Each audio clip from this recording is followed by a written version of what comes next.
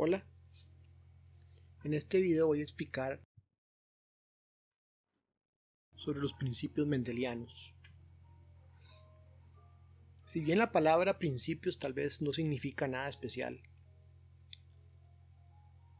es correcto decir principios y es incorrecto decir ley.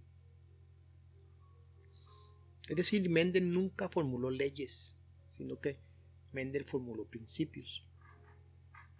Es un error muy grave utilizar la palabra ley a la hora de referirse a un principio, por lo menos a nivel de la ciencia. Pero para poder explicar esto debo referirme un poco a las bases filosóficas. El concepto de ciencia significa saber.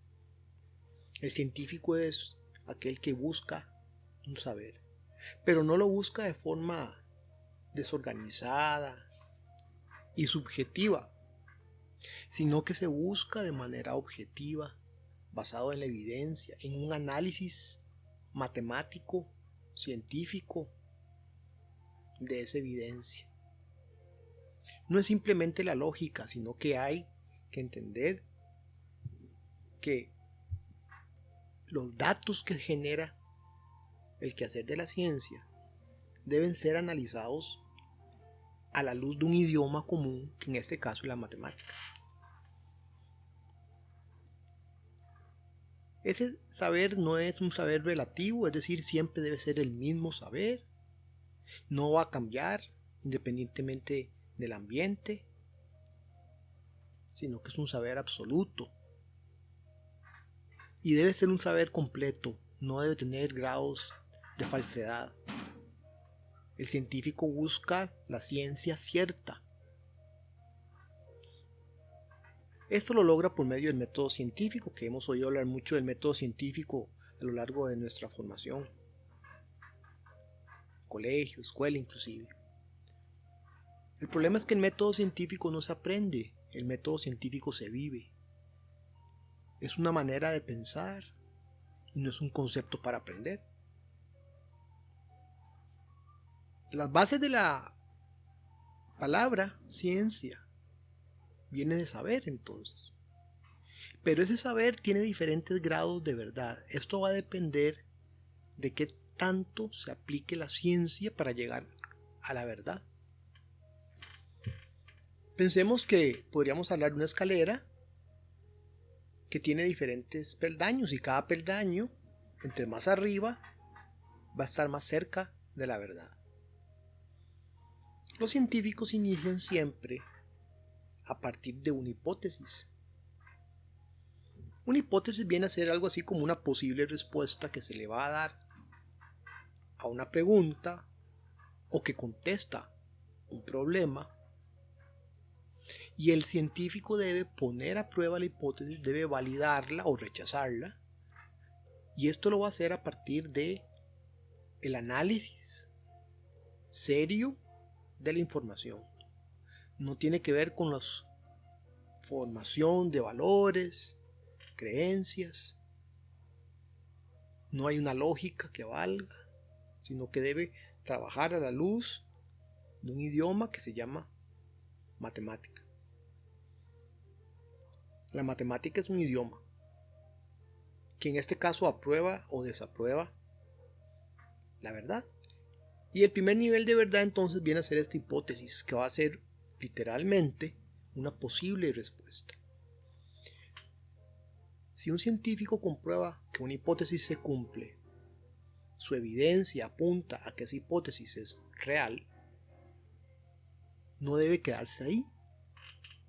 Debe buscar cómo hacer crecer ese grado de verdad y empieza a probar esa hipótesis en otros contextos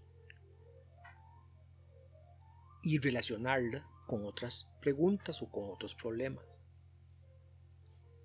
Cuando esta hipótesis ya tiene un grado mayor de certeza, ya no será una hipótesis, se constituye en un principio. Los principios ya vienen a tener un grado mayor de certeza que las hipótesis. Luego Si seguimos con esta lógica de ir probando cada vez más la verdad, los principios empiezan a relacionar con otros principios, con otras hipótesis, en otras circunstancias. Y cuando estos principios resultan ser todavía más ciertos, pasamos a un siguiente nivel, que en este caso sería una ley. Mendel no formula leyes porque sus observaciones y su interpretación de los datos no llegaron a conformar una ley. Y a la fecha podríamos decir que Mendel, desde el punto de vista de la genética, tiende a ser más la excepción que la regla. Si bien entonces las leyes son un nivel alto de certeza, todavía hay un nivel más alto que ya sería relacionar una ley con otras leyes y trabajar en algo más complejo como una teoría. La química y la biología funcionan a partir de principios. La física es la única que tiene leyes y que ha logrado desarrollar teorías. Cada uno de estos conceptos es más grande y es más cierto. Podrá sonar a que estoy hablando mucha paja, pero en realidad es importante entender que un principio no es una ley. Mendel no formuló leyes de la herencia, formuló principios. Y de los principios mendelianos tenemos el primer principio, que se llama el principio de la uniformidad. Este principio se refiere a que Mendel encuentra que en la primera generación de guisantes todos resultaban ser idénticos. Podemos ver acá la palabra idéntico. Eso significa que después de cruzar dos variedades de guisante, en este caso Mendel lo llamó P, de padres. Estos guisantes eran homocigóticos, homocigotas, para un par de alelos, pero tenían diferente expresión o fenotipo.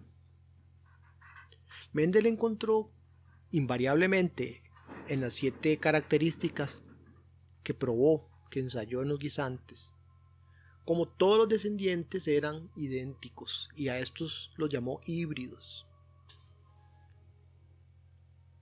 Mendel, entonces, lo que hizo fue tomar unos guisantes amarillos y unos guisantes verdes. Sabía por experiencia muy probablemente que debería trabajar con individuos homocigotas que corresponden para nuestro caso a lo que llamamos una raza, desde el punto de vista genético, una raza pura, un individuo puro. Y él combinó estos dos individuos y siempre obtuvo plantas que tenían semillas amarillas. A estas plantas, que se conformaban con la información de los dos padres, las llamó híbridos. El término híbrido significa mezcla. Pero en esta mezcla Mendel vio que una característica claramente era más fuerte que la otra.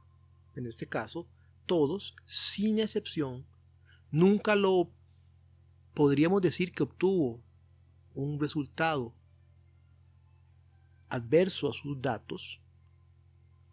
Nunca hubo una excepción a la regla, y recordemos que eran 28,000 plantas más o menos de frijol guisante. Mendel obtiene que el amarillo era un carácter dominante, un alelo dominante con respecto al verde. Y para ello Mendel lo representó con una letra mayúscula al carácter dominante y minúscula al carácter recesivo. Y es importante que esas letras sean las mismas, no podemos usar la A y la V. Debemos usar la A en los dos casos o la V en los dos casos, o cualquier letra que resulte diferente mayúscula de minúscula, que no sea solamente el tamaño. Por ejemplo, la letra O es muy confusa de interpretar porque se hace igual el trazo, a excepción de que uno es grande y otro pequeño para mayúscula y minúscula. Siempre escojamos una letra que sea diferente a la hora de escribirse como mayúscula y minúscula, como en este caso la letra A. Mendel entonces observa cómo en la primera generación todos los rasgos apuntaban a un padre. A este padre lo llamó el dominante. Por eso a este principio también se le conoce como el principio de la dominancia. Este cuadro, desarrollado por un científico apellido Punnett, y que entonces recibe el nombre de cuadro de Punnett, ejemplifica lo que ocurre al combinar los alelos de cada planta, una amarilla y una verde, y observemos como en todos los casos me da lo mismo. Todos los individuos tienen el color amarillo y todos los individuos tienen un genotipo heterocigota, es decir, son híbridos. Esta es la primera de las observaciones que hizo Mendel y que se cumplió en los 7 casos distintos que probó. En el guisante probó 7 características y siempre obtuvo la uniformidad en la primera generación. Recordemos el experimento de Mendel. Mendel usó, aquí vemos 5 de las 7 características, 2 fenotipos diferentes en cada caso. Y al realizar el cruce en la primera generación, filial primera o F1, todas las semillas obtenidas eran de un tipo. Luego realiza un cruce con esta primera generación y obtiene una segunda generación, y en este caso obtiene una proporción de 3:1, es decir, que de cada 4 semillas 3 eran dominantes y una era recesiva. De esta manera es que Mendel siempre veía lo mismo y ya una hipótesis la convirtió en un principio. Fueron más de 7 años de datos, porque después de que trabajó Mendel y presentó sus datos, siguió trabajando y experimentando con el frijol, con este guisante. ¿Qué pasó luego entonces? Mendel sembró las semillas de la primera generación, las cuales germinaron, cruzó las plantas y obtuvo una filial segunda o F2 con la proporción 3:1. Recordemos esto, que va a ser muy importante más adelante. El segundo principio mendeliano se llama el principio de la segregación. El término segregación significa separar. Al segregar se separa algo. Y Mendel propone que los 2 miembros de un par de alelos segregan a la hora de formar los gametos. Recordemos de un video anterior cómo Mendel desconocía la presencia de los cromosomas, desconocía la presencia de la mitosis y meiosis. Pero ya Mendel tenía claro, sin haber conocido los cromosomas, que había 2, uno de cada padre, y que estas 2 características, que Mendel las llamó elementos o elemente, y asoció a que se encontraban en el interior celular, concretamente en el citoplasma, cuando se iban a tener hijos, estas 2 características se separaban y los gametos solo tenían una característica. Vea que Mendel acá se está refiriendo al término haploide y diploide. Vea qué interesante. Años antes de que esto fuera descubierto. ¿Cómo lo representamos? Volvamos a nuestro amigo el frijol. Mendel toma las plantas de F1, que recordemos que eran híbridas, y aquí podemos ver cómo tenemos dos plantas híbridas, heterocigotas, y separamos sus dos alelos. En cada caso, una va a formar el polen, otra va a formar los óvulos. G de gametos, que son las células que se utilizan para la reproducción. Y entonces aquí coloca a un individuo con sus dos alelos y aquí coloca al otro individuo con sus dos alelos. Y obtiene, al mezclar, recordemos que el amarillo domina al verde. Amarillo con amarillo es amarillo. Verde con amarillo es amarillo. Aquí tenemos amarillo con verde, da amarillo. Y aquí tenemos verde con verde, que da verde.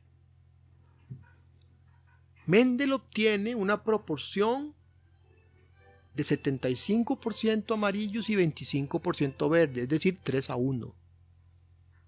Y obtiene una proporción de genotipos en el que el 25% son homocigotas de tipo dominante, el 25% son homocigotas del tipo recesivo y hay un 50% de heterocigotas o híbridos. Observe que el genotipo heterocigota y homocigota dominante se corresponden con el mismo fenotipo. Pero tomemos en cuenta que Mendel tuvo que imaginarse qué pasaba. Es decir, Mendel tuvo en su mente, a partir del 3:1 que observaba, explicar por qué. Y la única explicación que calzaba, y que a ustedes también les sonó lógica, es que existiera esta separación de alelos. Que había dos alelos y se separaban. De ahí el término segregación. Con esto vamos a tratar de resolver unos problemas. En la especie humana, la capacidad de plegar la lengua va a depender de un alelo dominante. El alelo que determina no poder hacerlo es recesivo. En este problema se les está diciendo quién es dominante y quién es recesivo. Sabiendo que Juan puede plegar la lengua, Ana no puede hacerlo y el papá de Juan tampoco. Calcule las posibilidades que tienen Juan y Ana de tener un hijo que pueda plegar la lengua. Siempre a la hora de realizar un problema, no se puede realizar de memoria, y recordemos que la ciencia se basa en razonar. Pero para razonar hay que tener clara cuál es la información que tenemos. Y a pesar de que resulta lógico, siempre es recomendable escribirla. Acá tenemos que la información que se me da es que el alelo dominante es doblar la lengua. Y el alelo recesivo es no doblar la lengua. Pero más, el mismo problema me indica que Ana y el papá de Juan no pueden doblar la lengua. La única posibilidad de no doblar la lengua es que sean homocigota y que sean recesivos. Juan sí puede doblar la lengua. Es decir, que Juan tiene el alelo dominante, por lo menos uno. Evidentemente lo heredó de su madre, porque el papá de Juan no puede. Es decir, Juan solamente puede ser heterocigota. El papá de Juan le dio a Juan el alelo recesivo, mientras que la mamá le dio el alelo dominante. Esto sale por inferencia. Ahora realizamos el cruce una vez que tenemos claro quién es Ana y quién es Juan. Acá vamos a representar los alelos de Ana. Recordemos que se separan según segundo principio mendeliano. Y aquí vamos a poner a Juan. Da igual cambiarlos. Lo importante es siempre colocarlos correctamente, independientemente de dónde. Al realizar el cruce, entonces observamos cómo lo que obtengo a nivel del fenotipo es que la mitad de los hijos tiene la capacidad de doblar la lengua y la otra mitad no. Y a nivel de genotipos, la mitad son heterocigotas, como Juan, y la otra mitad son homocigotas recesivos, como Ana. Pero no debemos quedarnos ahí. No es solamente hacer una cruza. Hay que contestar la pregunta. Siempre va a haber una pregunta. En este caso, la respuesta sería que las posibilidades de tener un hijo que pueda doblar la lengua son de un 50%.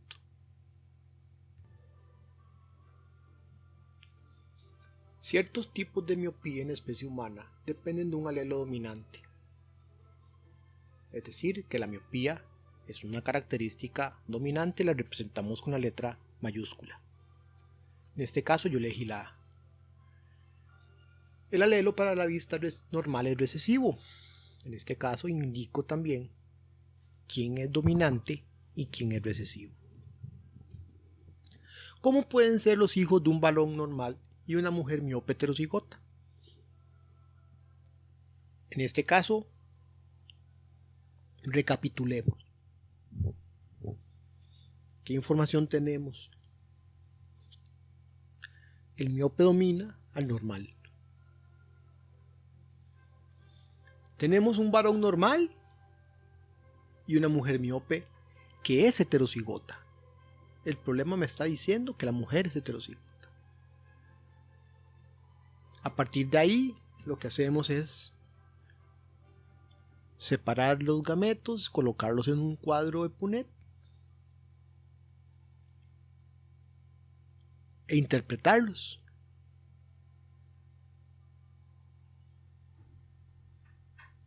Miope normal da miope. Miope normal da miope. Miope con miope da miope. Miope con miope da miope. Es decir, que tengo, en este caso, su fenotipo es, la mitad son miopes, la mitad son normales. Y el genotipo, la mitad son heterocigotas y la mitad son homocigotas, recesivos. Y esta es la respuesta que se debe dar. ¿Cómo podrán ser los hijos? La mitad miopes y normales, es decir, la mitad heterocigotas y homocigotas recesivos. Ambas son las respuestas que hay que brindar a nivel del genotipo y el fenotipo. Porque en este caso, la pregunta no especifica si es genotipo o fenotipo, hay que dar ambos.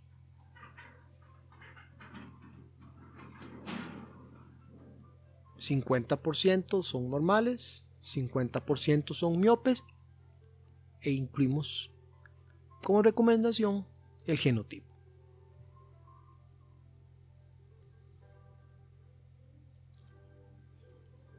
Ahora, un problema con un grado mayor de dificultad. se cruza una gaviota de patas rosadas con una gaviota de patas amarillas y que es heterocigota. ¿Cuál es la probabilidad de que sus hijos sean homocigotas en F1? En este caso, ¿cómo resolvemos el problema? Tenemos muy poca información. Solo me dice que hay dos gaviotas diferentes y una es heterocigota, pero no me dice si el amarillo o el rosado dominan. En este caso debemos pensar. Y esto se logra a partir de interpretar la información. Vamos a ir despacio y vamos a escribir para poderla ver. Si no se ve, no se entiende, es importante. Si tienen un método que les funciona de antes, tratemos de cambiarlo y usemos un método que funciona siempre. Vamos a escribir la información.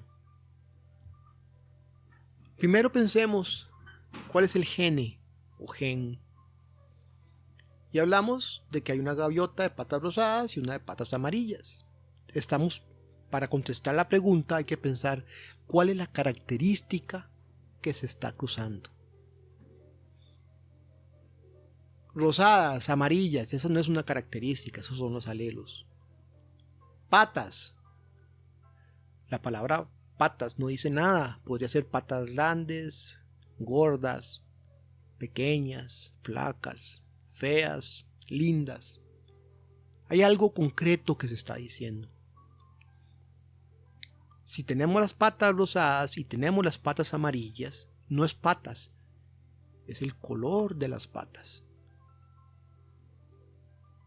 Así se vuelve más sencillo entender que los alelos, en este caso, serían, como lo plantea el problema, patas rosadas y patas amarillas. Aunque no sé quién es el dominante ni quién es el recesivo, sabemos que esos son los alelos. Ahora, el problema me dice que la gaviota de patas amarillas es heterocigota. Y ser heterocigota significa que tiene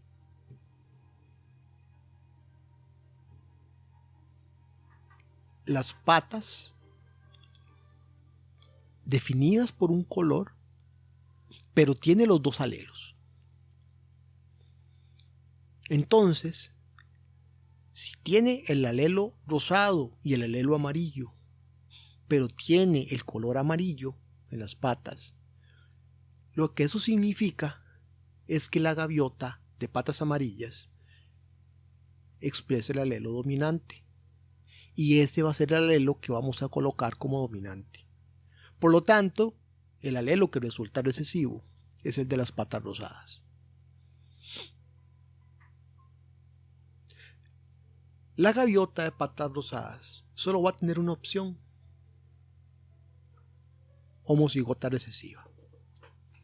Esta información me permite a mí, a pesar de que no está evidente en el problema, definir claramente quién domina y quién no domina. Hay siempre que realizar un análisis antes de contestar, aunque creamos que sepamos la respuesta.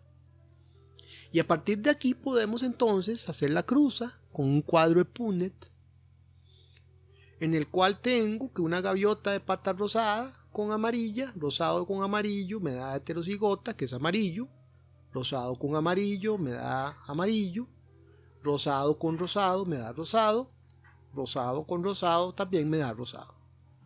Es decir que la mitad de las gaviotas, el 50%, tienen las patas amarillas y el 50% tienen las patas rosadas.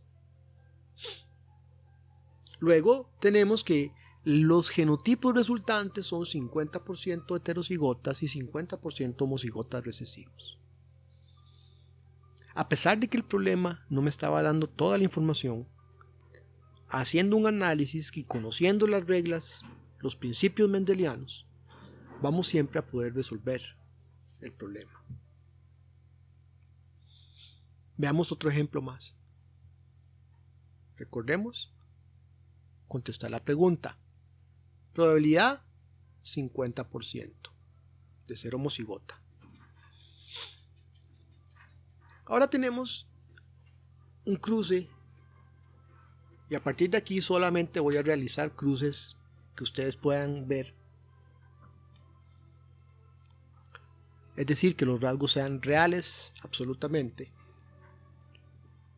Tenemos la mosca Drosophila melanogaster de ala normal, que se cruzan dos individuos y se obtienen 27 individuos de ala Dompi y 79 individuos de alas normales. Y aquí tenemos a las moscas. Estas son las mosquitas que aparecen en las frutas que tenemos en la casa cuando tenemos un plato de fruta y ya la fruta madura. Son unas moscas muy pequeñas que se colocan en las cáscaras. No tienen ningún efecto, no son dañinas, no podrían producir necesariamente una enfermedad.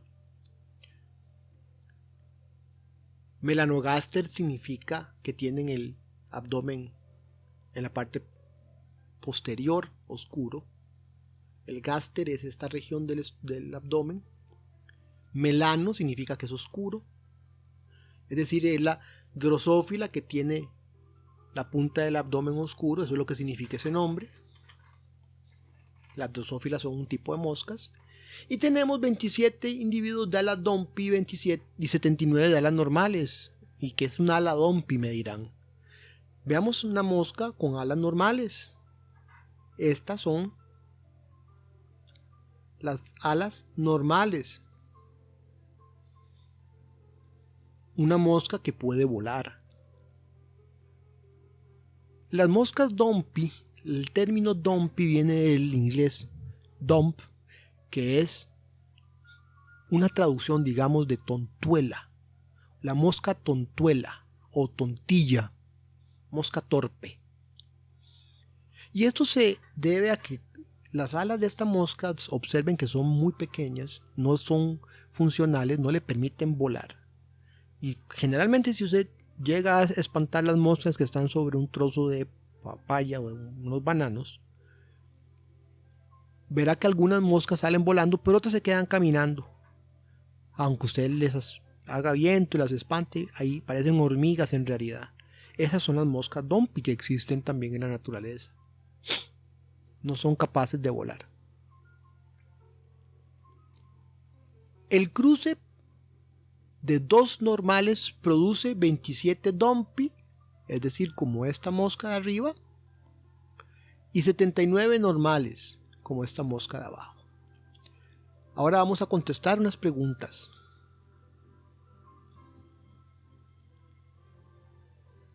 ¿Cuál es la naturaleza del alelo Dompi? ¿Qué podemos decir del alelo Dompi?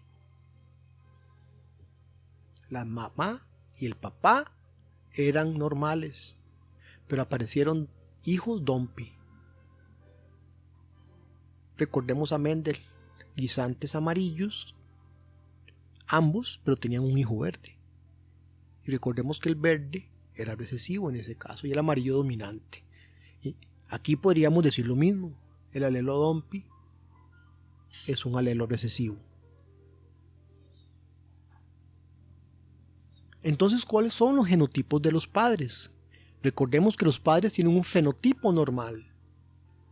Vamos a escoger una letra para normal y para Dompi, recordando que el Dompi es recesivo. Entonces, sus padres deben ser ambos heterocigotas. Es decir, ambos deberían tener el alelo Dompi, pero no expresarlo.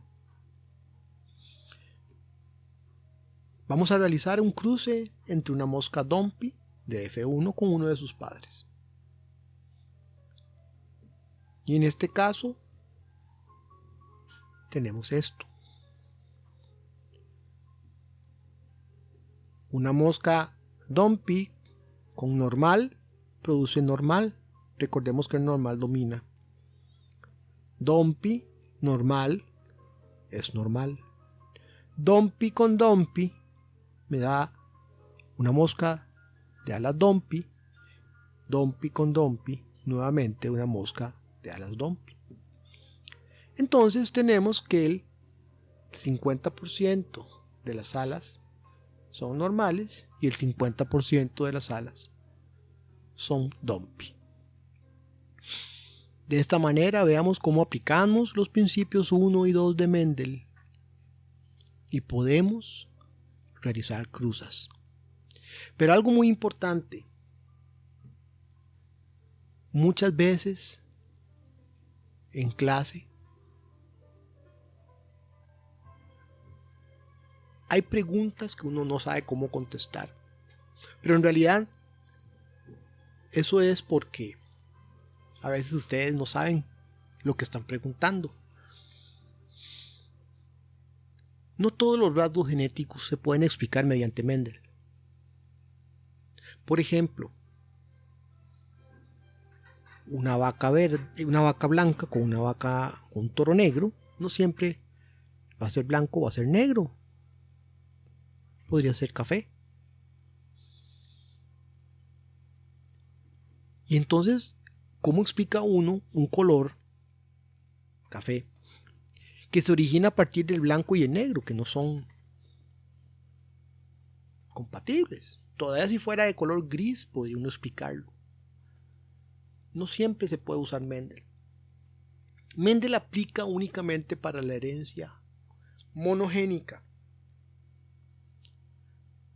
Pero hay otro tipo de herencia que no es explicable, tan sencillo por lo menos, se llama la herencia poligénica.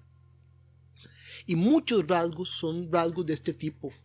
Por ejemplo, el peso, la forma, la altura, el color, el metabolismo. Todos estos rasgos y muchos otros más están bajo la influencia de varios genes a la vez. Por lo tanto, la expresión de estos rasgos no es en absolutos como ocurre en el caso de la herencia mendeliana. Amarillo o verde. En vez de esto, los rasgos poligénicos van a tener diferentes variaciones muy pequeñas, muy sutiles, y son más difíciles de medir.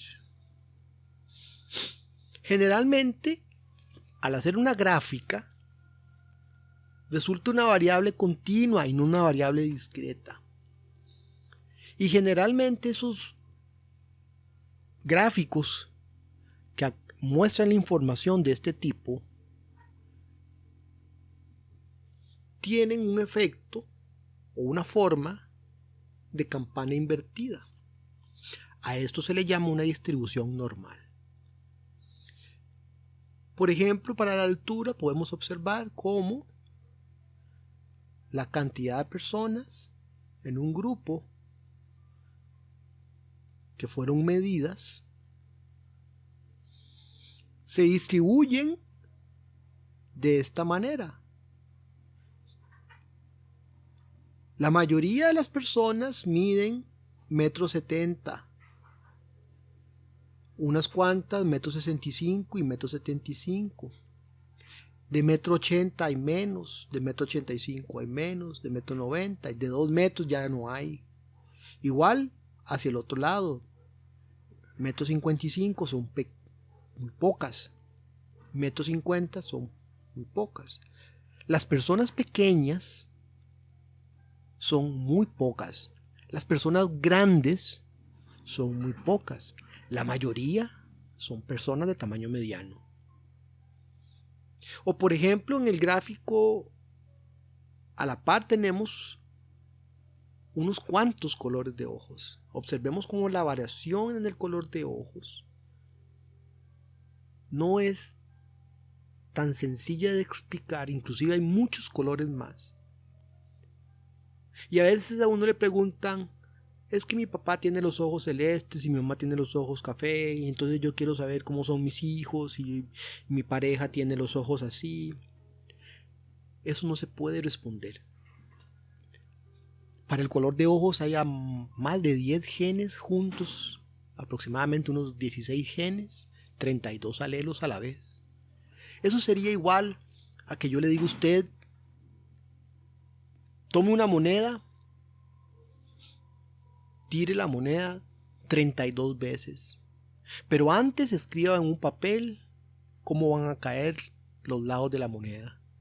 Y usted escoge cara, cruz, escudo, corona, y pone primer tiro, cara, segundo tiro, cruz, etcétera, hasta 32. Esa lista, ahora imagínense que va a tirar la moneda y le tiene que salir igual a lo que escribió. La posibilidad de, por adelantado, hacer una predicción de cómo va a caer una moneda cuando se lanza 32 veces, en este caso sería lo mismo cuando se pregunta en una clase sobre el color de los ojos. Porque hay muchos genes y muchos factores que en este caso van a sumar para producir un pigmento en el ojo, o muchos genes a la vez que se van a relacionar para producir, por ejemplo, la altura de un individuo. Recordamos también que hay una influencia ambiental muy importante. El color de ojos cambia a lo largo del día dependiendo del lugar en el que estemos. La altura cambia dependiendo de la dieta, el ejercicio y actividad física, no solo los genes. Entonces recordemos que no todos los cruces se pueden hacer utilizando a Mendel. En este caso estaríamos hablando de un sistema más complejo con varias variables y con varios grados, un polinomio de varios grados. Es más compleja de hacer. Se llama herencia poligénica. Algunos rasgos de este tipo, por ejemplo, la diabetes. Vemos que hay muchos tipos de diabetes y que hay una influencia ambiental muy fuerte en el caso de la diabetes, en el caso del cáncer también. Si bien hay algunos factores genéticos, hay algunos factores ambientales que ejercen una gran presión, que no es lo mismo que tener el frijol amarillo o verde. Los frijoles no van a cambiar su color de verde a café o a otro color simplemente por un asunto ambiental. Usted no va a dejar de ser derecho o izquierdo. No puede ser, no hay más opciones como si ya las hay con la altura, que se miden muchas alturas posibles, es un valor continuo, mientras que ser derecho o izquierdo es un valor discreto. Y ojo, que más adelante ustedes van a ver que la lateralidad en el cerebro descarta el término que existan ambidiestros. Existen derechos que usan la izquierda o zurdos que usan la derecha, pero no existe un ambidiestro. Con esto entonces espero que hayamos podido entender cómo funciona la herencia y cómo se pueden realizar problemas. En el aula van a encontrar algunos problemas que ustedes pueden resolver, intentar resolver para el examen, en los cuales se les dan diferentes tipos de situaciones que se resuelven aplicando el primer y segundo principio mendeliano. En los videos siguientes vamos a explicar algunas de las excepciones a estas leyes, mal llamadas leyes de Mendel. Los espero en el siguiente video. Gracias.